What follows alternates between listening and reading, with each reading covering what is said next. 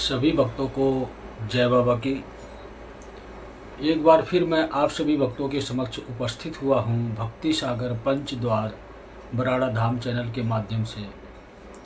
देखो, उज्जैन से सृष्टि के विनाश की कहानी शुरू हुई है और आज भी जिन लोगों के समझ में नहीं आती है मेरी वीडियो, वो यही बात कहते हैं कि 17, 18 और 19 सितंबर को कुछ नहीं हुआ।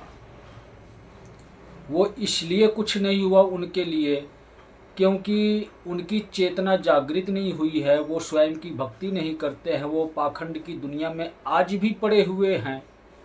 इसलिए उन लोगों को नहीं दिखाई दिया कि 17, 18, 19 को क्या हुआ। अपनी वीडियो में हमने यही बताया है कि 17, 18, 19 सितंबर को महाकाल तांडव करेंगे उज्जैन की नगरी में, और तांडव 3 दिन हुआ।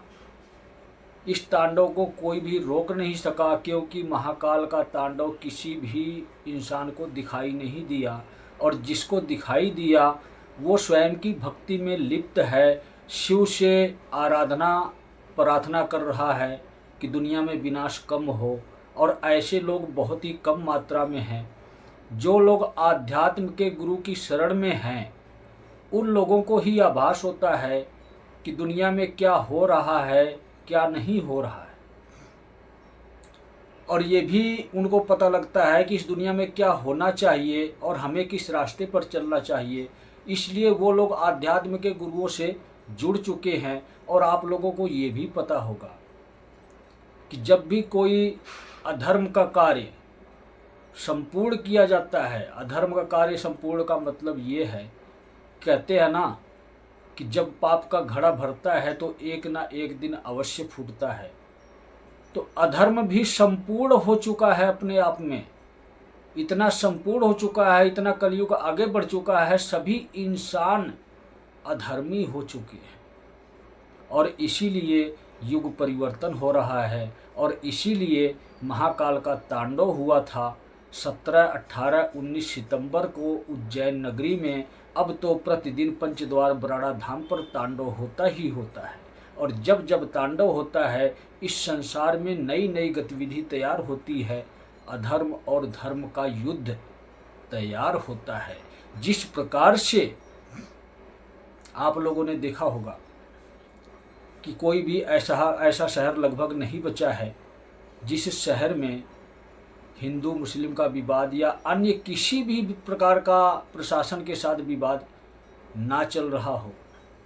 यही कारण है जो 3 दिन का महाकाल का महातांडव हुआ उज्जैन की नगरी में। उज्जैन की नगरी में तांडव हुआ, लेकिन उज्जैन की नगरी को उन्होंने छोड़ दिया, बख्श दिया। क्यों? मेरी इच्छा थी कि जो उज्जैन नगरी है उसमें किसी भी प्रकार की कोई तबाही ना हो।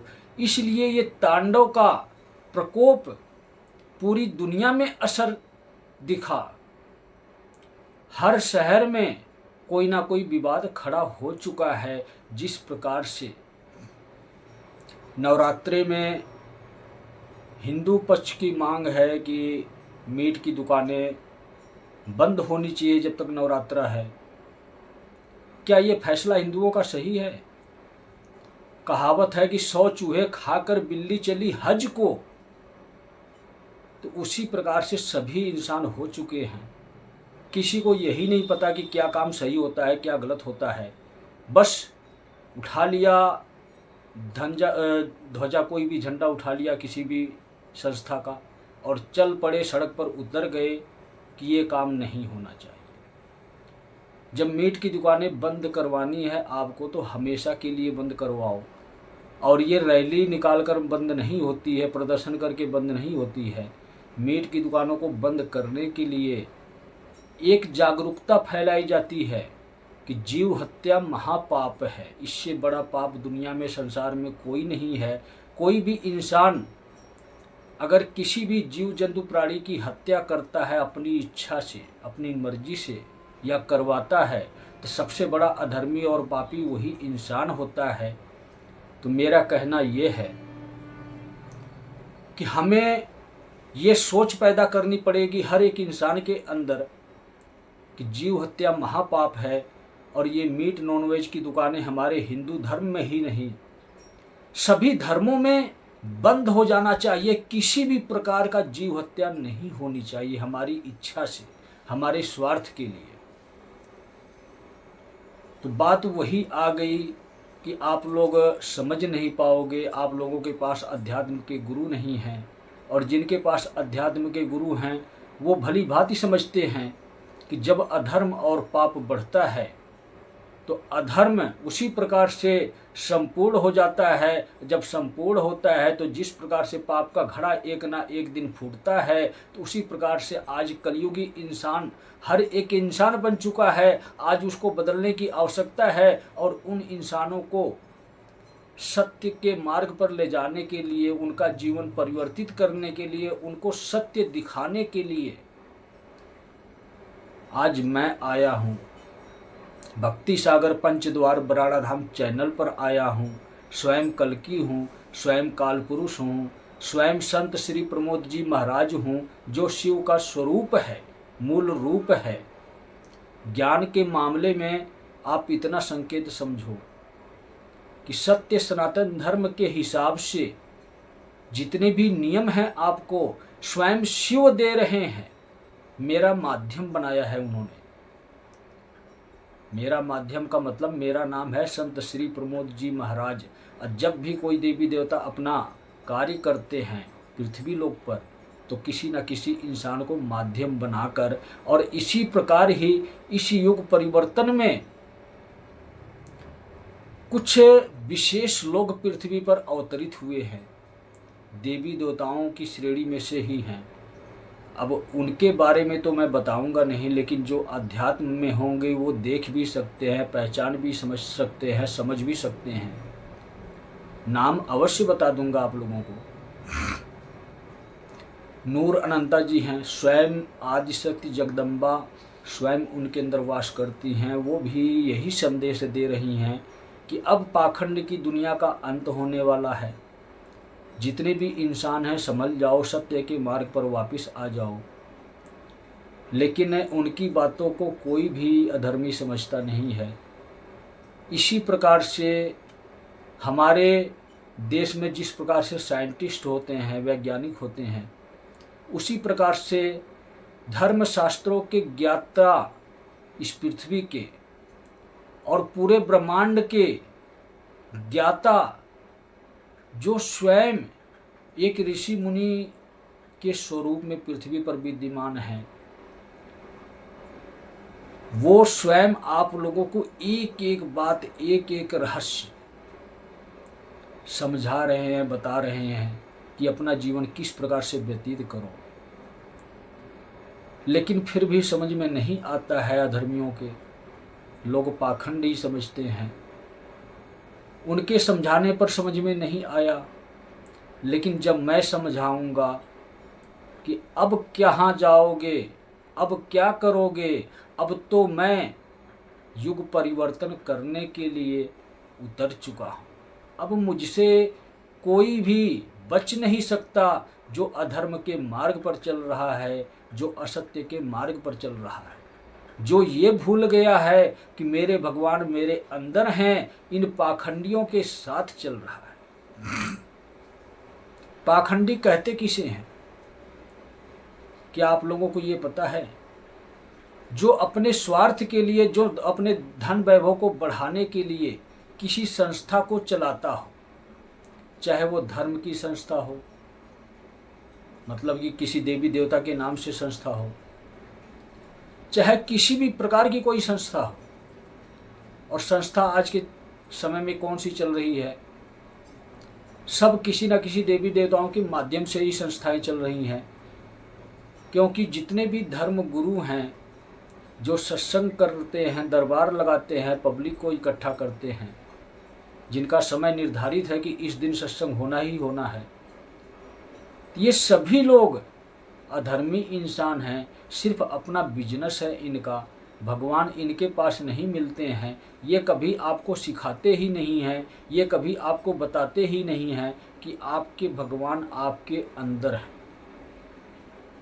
क्योंकि अगर इन्होंने सत्य दिखा दिया तो इनकी दुकान बंद हो जाएगी, इनका बिजनेस ठप हो जाएगा, इनके पास कोई जाएगा नहीं, इन लोगों का कोई महत्व समझेगा ही नहीं। तो कौन चाहेगा कि मेरी दुकान बंद हो जाए। कितनी दुकानें आज के समय में चल रही हैं। बागेश्वर सरकार की दुकानें चल रही हैं, करौली सरकार की दुकानें चल रही हैं, पंडोखर सरकार की दुकानें चल रही हैं। बड़े बड़े सत्संग किए जा रहे हैं, बड़े बड़े कथावाचक बैठे हुए कथा सुना रहे हैं। बहुत बहुत से लोग भागवत कथा का पाठ करने के लिए बता रहे हैं, कर रहे हैं, करवा रहे हैं, पैसा कमा रहे हैं। यानी एक वो प्रक्रिया है समाज में। कैसे हम समझाएं आप लोगों को। और इन सब दुकानों में ताला लगना तय है तो तय है, क्योंकि अब तक मैं समझाता आया, लेकिन अब समझाने का टाइम निकल गया। मुझसे पहले ही समझाने वाले पृथ्वी पर आ चुके थे। अब देखो जिस प्रकार से संत रामपाल है, कबीर के नाम को बदनाम कर दिया। और कबीर के नाम को तो छोड़ो, एक संत को बदनाम किया ही किया। इसके साथ हमारे हिंदू धर्म में, सत्य सनातन धर्म में जितने भी धर्मशास्त्र पुराण थे, सबको एक कर दिया। ये मतलब ये कि सब शास्त्रों में से थोड़ी थोड़ी बातें उठाकर और अपनी बातें उसके साथ जोड़कर अपना अलग ग्रंथ बनाया और हिंदू धर्म शास्त्रों को गलत ठहरा दिया। अब इससे बड़ा अधर्मी कौन होगा। इसको रोकने के लिए भी, दुनिया को सही रास्ते पर ले जाने के लिए भी नितिन दास जी आए हैं। वो भी कबीर के बारे में ही बताते हैं, कबीर के बारे में ही समझाते हैं, लेकिन वो ये दिखाते हैं कि कबीर कौन थे और क्या कहते थे और आप लोगों को क्या करने के लिए कहते हैं। असली परिभाषा नितिन दास जी समझा रहे हैं। वो इसीलिए आए कि रामपाल के जैसा अगर पाखंडी कुछ समय और रह जाता तो सारे हमारे हिंदू धर्म के शास्त्रों को गलत ठहरा देता और अपनी दुकान इतनी बड़ी कर देता। इस दुकान को रोकने के लिए, ताला लगाने के लिए नितिन दास जी समय से पहले ही आ गए। वो भी एक सेवक हैं, मेरी तरह ही वो भी एक गढ़ ही हैं, शिवगढ़ ही हैं। वो भी कार्य कर रहे हैं, लेकिन कार्य करने के साथ साथ धर्म का असली पाठ पढ़ा रहे हैं। इसी प्रकार से ही आप लोगों ने देखा होगा कि भविष्य मालिका ग्रंथ की रचना की गई है आज से लगभग 550 साल के आसपास। और किसके मार्गदर्शन में हुई संरचना, ये आज तक किसी को पता नहीं है। सभी लोग यही बताते हैं कि अच्युतानंद जी महाराज जी ने भविष्य मालिका की रचना की है पंच सखाओं के माध्यम से। लेकिन क्या किसी को ये पता है कि स्वयं शिव का आदेश आया श्री त्रिलोक भारती जी को कि अब समय आ गया है कलयुगी इंसानों को, प्राणियों को समझाने के लिए, संकेत देने के लिए कि हाँ, कलयुग समय से पहले खत्म हो रहा है। अधर्म बहुत ज़्यादा बढ़ चुका है, पाप बहुत ज़्यादा बढ़ चुका है, युग परिवर्तन अभी होगा। और इसके लिए आप लोगों को नवे युग में जाने के लिए शिव युग के नियमों का पालन करना है। और इसीलिए ये भविष्य मालिका ग्रंथ का निर्माण हुआ है कि इन संकेतों को समझो। जो भविष्य मालिका की जो भविष्यवाणियाँ की गई हैं, उसमें जो होने वाली प्रक्रिया लिखी गई है, ऐसा घटित होते हुए आप देख रहे हो, तो इन संकेतों को समझो कि समय निकट आ गया है, हमें अपने पाप कर्मों से मुक्त होना है। इसके लिए हमें शिव युग के 3 नियमों को अपनाना होगा और स्वयं की भक्ति करके स्वयं को जगाना होगा। अगर हम ये कार्य नहीं करते हैं तो ना तो हम युग परिवर्तन देख सकते हैं, ना ही नए युग में प्रवेश कर सकते हैं जो शिव युग आएगा। तो इसके लिए स्वयं वेद व्यास ऋषि उड़ीसा के एक साधारण इंसान के अंदर आए, जो भविष्य मालिका ग्रंथ की एक एक बात को सही तरीके से दुनिया के सामने रख रहे हैं, समझा रहे हैं, बता रहे हैं कि कैसे कैसे युग परिवर्तन होगा, कहाँ से ये कार्य शुरू होगा, जहाँ से कार्य शुरू होगा उस स्थान का नाम क्या है, कौन करेगा, किस प्रकार का इंसान होगा। एक एक बात सत्य मेरे बारे में भविष्य मालिका में लिखी हुई है। और ये भी सत्य है कि मैंने कभी भविष्य मालिका ग्रंथ उठाकर पढ़ा नहीं है, देखा भी नहीं है। हाँ, वीडियो जरूर देख लेता हूँ, लेकिन आपको मैं क्या बता रहा हूँ, जिनका चैनल है सत्य गाथा के नाम से, सिर्फ वही एक इंसान है जो भविष्य मालिका ग्रंथ का सही तरीके से विवरण आप लोगों को समझाते हैं। जो सत्य है आप लोगों के समक्ष वही रखते हैं। और इस दुनिया में ऐसे लोगों का चुनाव हुआ है युग परिवर्तन के लिए। जैसे कहते हैं ना, आप लोग ही कहते हो कि भंडारा शुरू होने वाला है, ढोल बजवा दो पूरे गांव में, पूरे शहर में, या लाउड स्पीकर से अनाउंसमेंट करवा दो कि भंडारा शुरू हो गया है। संदेश देने के लिए किसी न किसी उपकरण का इस्तेमाल करते हो आप लोग। उसी प्रकार से ही युग परिवर्तन का संदेश देने के लिए ये चार लोग श्रेष्ठ हैं, जो डायरेक्ट शिव ने उनको भेजा है पृथ्वी पर कि सभी मानवों को, इंसानों को आप लोग ये संदेश दो कि युग परिवर्तन इस प्रक्रिया से होगा, ऐसे होगा। और इस युग परिवर्तन में अपने आप को बदलना होता है, अपने आप को इस कलयुग के नियमों से बाहर निकालना होता है। जब तक हम कलयुग के नियमों से बाहर नहीं निकलेंगे, सत्य को नहीं स्वीकार करेंगे, तब तक तो ना हमारे प्राणों की सुरक्षा हो सकती है और ना ही युग परिवर्तन हो सकता है। अब युग परिवर्तन तो होना ही होना है, आपके प्राणों की सुरक्षा हो या ना हो।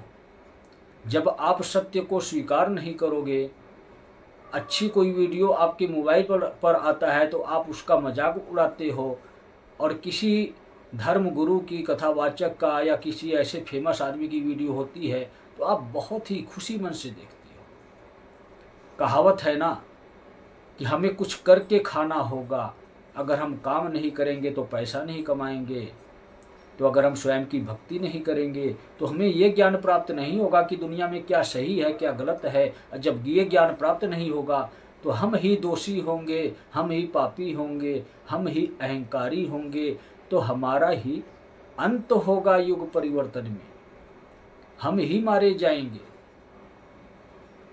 अब छोटी सी बात आपको मैं एक बताता हूँ कि आज के समय में आप लोगों ने न्यूज़ बहुत देखी होगी, आई लव यू मोहम्मद। इसका मतलब क्या होता है? अल्लाह, हम तुझसे प्यार करते हैं, हम तेरे पास आना चाहते हैं। वाह रे अल्लाह, वाह रे प्यार करने वाले इंसान, ये कलयुग रास्ता दिखाया है आप लोगों को, आई लव मोहम्मद। तो जब अल्लाह को प्यार करते हो तो अल्लाह को प्यारे होना पड़ेगा, आपको अल्लाह के पास ही जाना पड़ेगा। और आपके अल्लाह तो पहले से ही नरक लोक में हैं, तो आप लोगों की मुक्ति कहाँ से होगी? आप लोग नरक लोक के द्वार पर खड़े हो, इसीलिए बोल रहे हो आई लव मोहम्मद। अल्लाह, हम तुझसे प्यार करते हैं, लेकिन असली अल्लाह को भूल गए। इस दुनिया में ना तो कोई धर्म है, ना तो कोई संस्था है।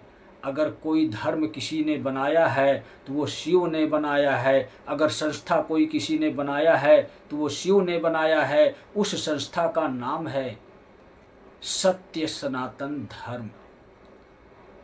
सत्य सनातन धर्म एक ऐसी संस्था है जहाँ पर ना तो कोई हिंदू होता है, ना तो कोई मुसलमान होता है, ना तो कोई सिख होता है, ना तो कोई ईसाई होता है, ना तो कोई जैन होता है, ना तो कोई बौद्ध होता है। यहाँ पर होते हैं तो क्या होते हैं? सिर्फ इंसान होते हैं। और इंसान के अंदर क्या होता है? इंसानियत होती है, दया भाव होता है। और दया भाव किसके अंदर होता है? भगवान के अंदर। भगवान ही हम इंसानों पर दया भाव दिखाते हैं, तब ही हमारे प्राणों की सुरक्षा होती है। तो जब हमारे भगवान हमारे अंदर हैं, तो हमें तख्ती और बोर्ड लेकर घूमने की आवश्यकता नहीं है कि आई लव मोहम्मद।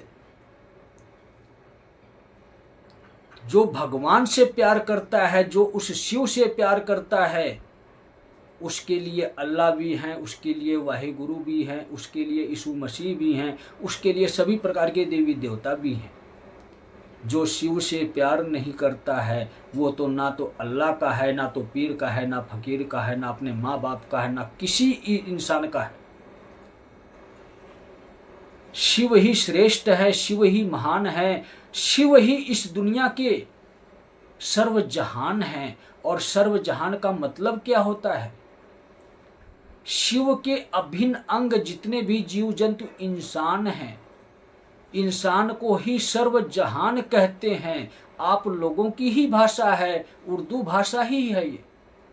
सर्व जहान का मतलब होता है जितने भी जीव जंतु प्राणी इंसान हैं, उसी शिव के सूक्ष्म स्वरूप हैं।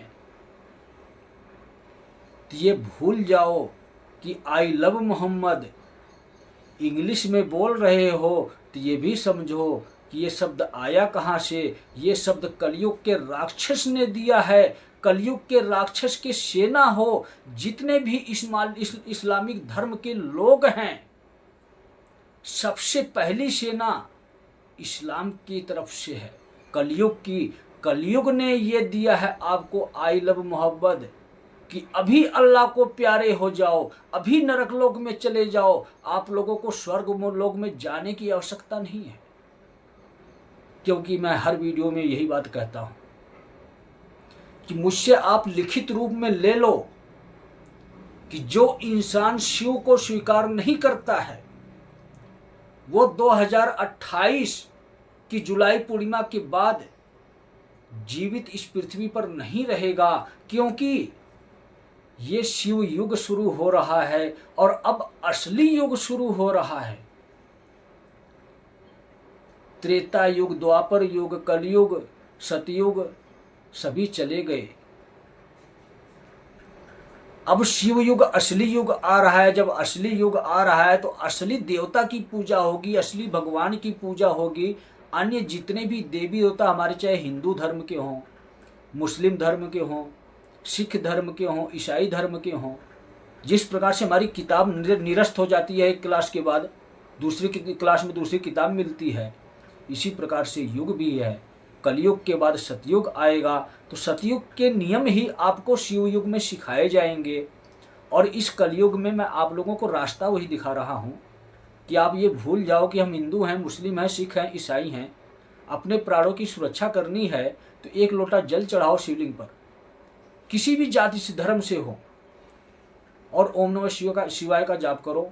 महीने में एक हवन यज्ञ करो शिव के नाम का। मैं गारंटी दूंगा, चाहे आप मुझसे लिखित रूप में ले लो कि आपको मारने वाला इस पृथ्वी पर कोई पैदा नहीं हुआ है, लेकिन जब समय निकल जाएगा इसके बाद मैं भी नहीं बचा पाऊंगा। क्यों नहीं बचा पाऊंगा? क्योंकि ये काम ही मुझे मिला है, युग परिवर्तन का कार्य ही मैं कर रहा हूँ। मेरा नाम है काल पुरुष, मैं एक शिवगढ़ हूँ। आज इंसान रूपी शरीर का इस्तेमाल कर रहा हूँ, और इसी इंसान रूपी शरीर में शिव की शक्तियाँ, महाकाल की शक्तियाँ, इस दुनिया में जितने भी देवी देवता हैं सबकी शक्ति, सब शक्तियाँ इसी शरीर में आती हैं और युग परिवर्तन कर रही हैं। सिर्फ इसलिए आप लोगों को समझा रहा हूँ कि आप लोगों को सब दिख रहा है दुनिया में। अधर्म को परास्त करने के लिए और अधर्मियों को मिटाने के लिए सब काल पुरुष की रणनीति है। आई लव मोहम्मद हो या माता के नवरात्रे के नाम पे मीट की दुकानें बंद करने का आंदोलन हो, जितने भी ऑप्शन आपको मिलेंगे ये सब अधर्म को परास्त करने के लिए है, अधर्मियों को मिटाने के लिए है। और जितने भी इंसान मेरी बातों को समझ रहे हो, इस गहराई को समझो, शिव को जितना जल्दी हो सके उतना जल्दी अपनाओ। जिसने जैसा कर्म किया है वैसा फल उसको तो मिलेगा, और उसी हिसाब से सबका समय दिया गया है। क्योंकि जो बड़े बड़े अधर्मी और पाखंडी हैं उनको समय 1.25 महीने का दिया गया है, लेकिन साधारण इंसानों के पास 1.25 साल का टाइम है। 1.25 साल से पहले पहले अगर आपने शिव को अपना लिया तो ठीक है, नहीं तो मैं भी आपको बचा नहीं सकता, मजबूर हो जाऊंगा कि आपका सर कलम होगा। और जो अब भी मेरी बातों को स्वीकार नहीं करता है, जो पाखंडियों के हिसाब से चलता है, जो बिना बात के जुलूस में शामिल होता है, वो इंसान किसी और का नुकसान नहीं करेगा, अपना स्वयं का नुकसान करेगा, अपना समय बर्बाद करेगा। और एक समय ऐसा आएगा कि आप स्वयं का ही नुकसान कर लेगा, मतलब अपने प्राणों को ही गंवा बैठेगा। मेरी भावनाओं को समझो, मेरी बातों को समझो। आज भी मैं यही कोशिश कर रहा हूँ कि धर्म अधर्म के युद्ध में से जितना हो सके ज़्यादा से ज़्यादा संख्या में इन भोले भाले इंसानों को बाहर निकाल सकूं, सत्य के मार्ग पर उनको ले जा सकूं, शिव तक पहुंचा सकूं, जहां पर उनके प्राणों की सुरक्षा हो सके। क्योंकि यह युग परिवर्तन चल रहा है, और इस युग परिवर्तन में जितने भी अधर्मी होंगे सबका संहार निश्चित है। तो मेरे संकेतों को समझो, फालतू की जुलूस में रैलियों में ना जाओ, हिंदू मुस्लिम के विवाद में ना फंसो। अगर फंसना है तो भगवान की शरण में फंस जाओ, हमेशा के लिए आपकी सुरक्षा हो जाएगी। ये मेरी रणनीति का एक हिस्सा है, और जिस हिसाब से मैं चाहता हूँ उसी हिसाब से दुनिया में परिवर्तन आएगा। लेकिन अब तक समझाता था, लेकिन अब समझाने का टाइम निकल गया है। अब तो कर रहा हूँ, हर प्रक्रिया से आपको समझाने की कोशिश करता हूँ, और कार्य करते समय भी आप लोगों को बता रहा हूँ, समझा रहा हूँ कि जानबूझकर गलती ना करो, स्वयं की भक्ति अपने घर में करो, और 2 रोटी कमाने की कोशिश करो। क्योंकि माहौल बिगड़ेगा तो परिस्थिति बिगड़ेगी, और जब परिस्थिति बिगड़ती है तो प्रशासन संभाल नहीं सकता। जब प्रशासन संभाल नहीं पाएगा तो क्या होगा? आप लोगों के ही प्राण जाएंगे। इसलिए जो समझदार हो, जो अपने प्राणों की सुरक्षा करना चाहते हो, तो सिर्फ शिव को अपनाओ, इन बुराइयों का त्याग करो। हिंदू मुस्लिम कोई जाति नहीं है, जाति है तो इंसान की, और इंसान के अंदर इंसानियत जब होती है तो उसी इंसान का वजूद बचता है। तो आज से ही अपने आप को बदलो, मेरे संदेश को ज़्यादा से ज़्यादा दुनिया में पहुंचाओ, अन्यथा मेरी रणनीति में ही अपने प्राणों के शिकार हो जाओगे। मेरे ही जाल में फंसकर अपने प्राणों को गंवा बैठोगे। करने वाला मैं ही हूँ, बचाने वाला भी मैं हूँ, रास्ता दिखाने वाला भी मैं हूँ। फिर आप मुझे ना कहना कि गुरुजी आपने बताया नहीं कि युग परिवर्तन चल रहा है। हम स्वयं जिम्मेदार हैं अपने प्राणों के। अधर्म करेंगे तो सजा तो मिलेगी ही। तो सभी भक्तों को जय बाबा की।